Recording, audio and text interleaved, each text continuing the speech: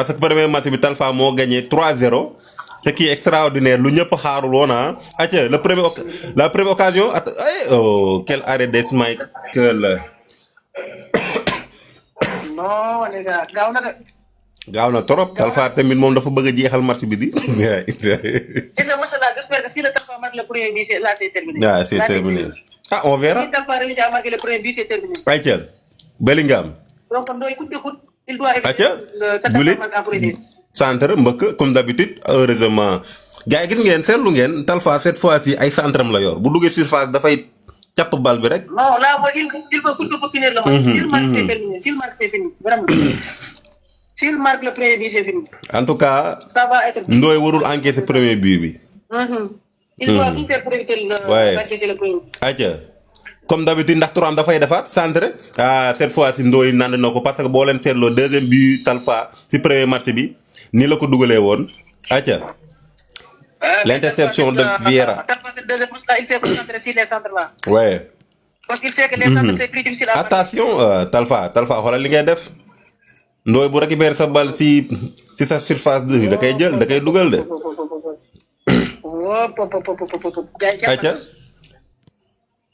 ayca oh rafetoon na heureusement Ndoye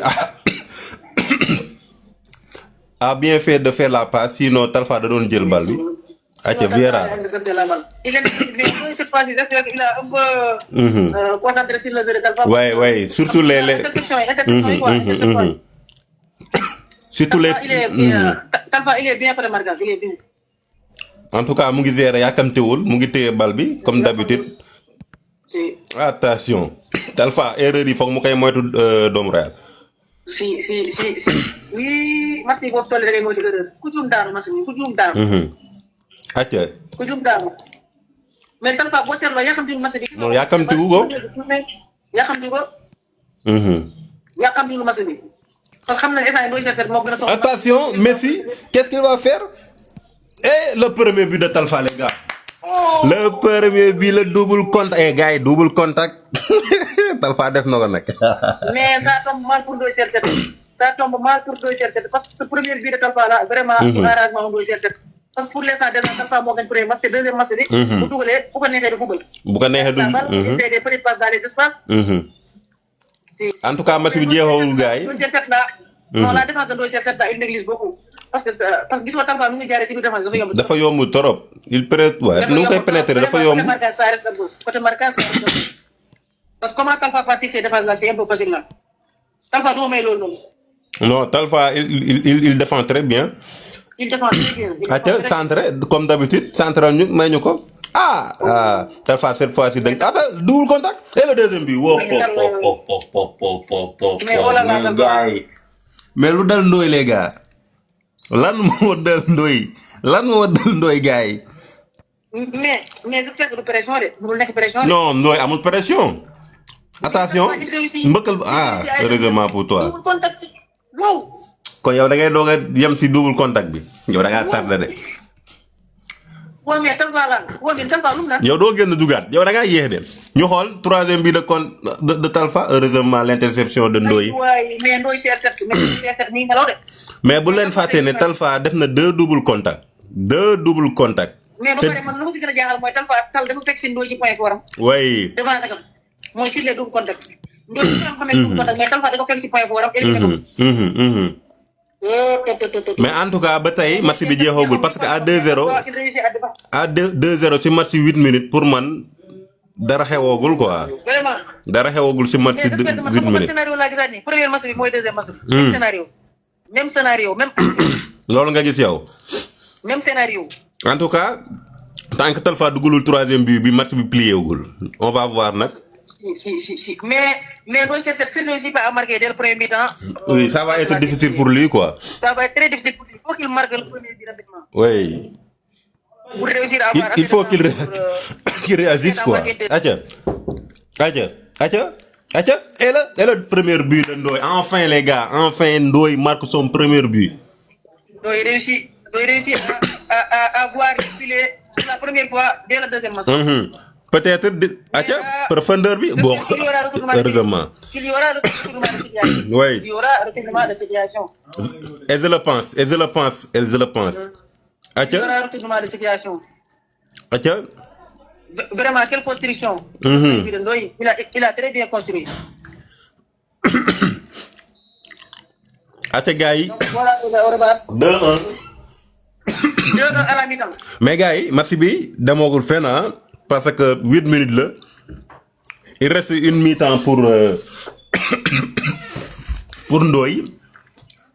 ñu xool Ndoye lan mooy réaction am doomu Real. Si.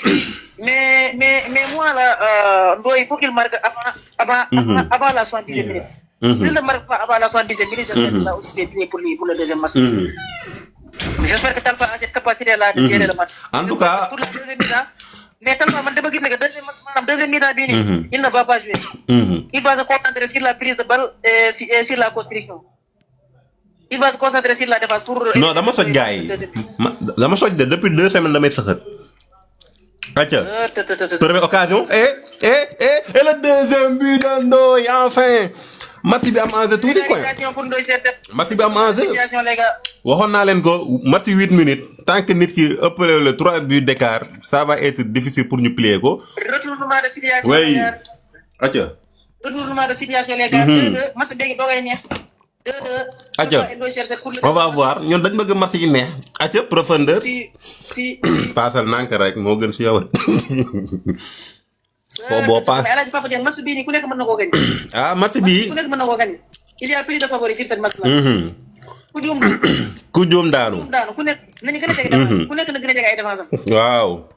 instant ki la gën a dëgër maanaam ki la gën a dëgër défense moo la gën a jege victoire. voilà parce que ñoom ñaar ñëpp il attaque très bien.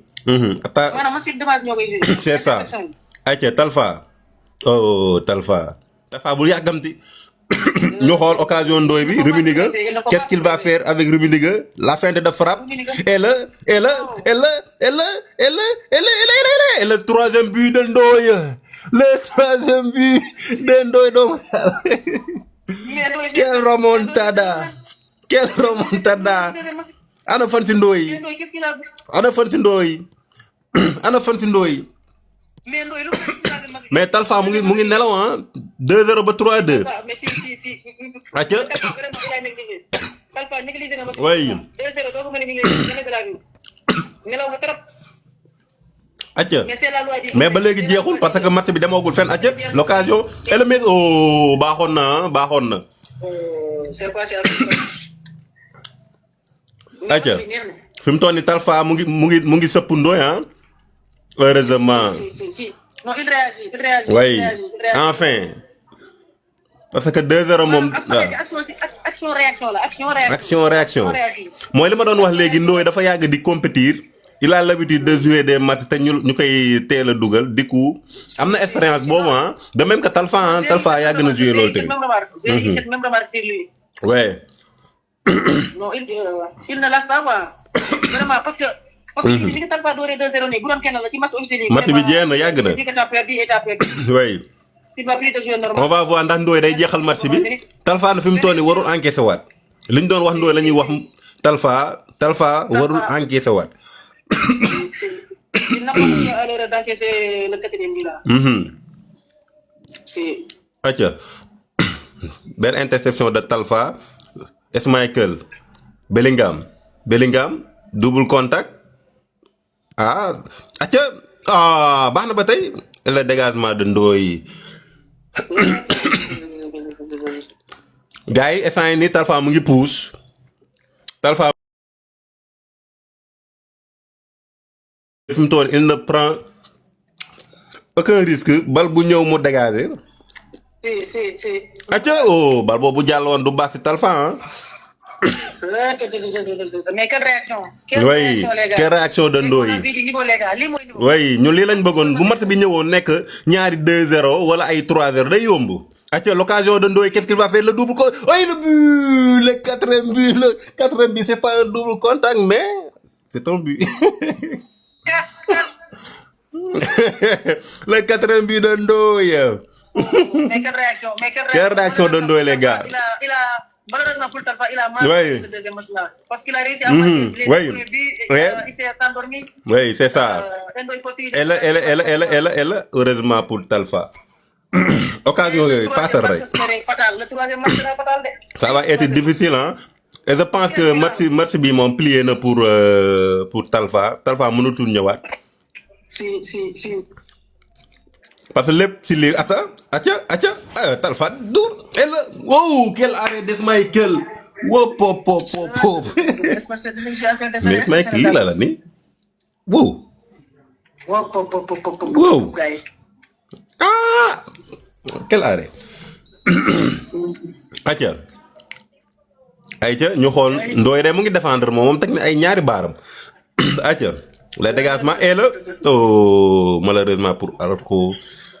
Je croyais que sax bal bi dugg. Waa Ndoye lu muy def nii moom. Heureusement pour lui parce que Araujo dafa hors-jeu. Gars maa ngi jégalu nag billaahi soj bi daf ma sonal quoi. Donc on va discuter le troisième match hein. Le troisième match oui, c'est inévitable. Oui fi mu toll nii doomu Real instant yii nii kenn xamul kan moo ëpp confiance mais pour man Ndoye instant yii nii moo nekk au-dessus de Talfa ci côté confiance parce que ku ñu door 2-0 nga ñëw ba 4-2 c'est extraordinaire franchement c'est extraordinaire. man ci troisième match bi muy final bi mooy ku njëkk a dugal yaa gën. oui j'espère que bii ba moom ku njëkk a dugal yaa gën. En tout cas gars yi. ku njëkk a dugal yaa gën. je veux des cœurs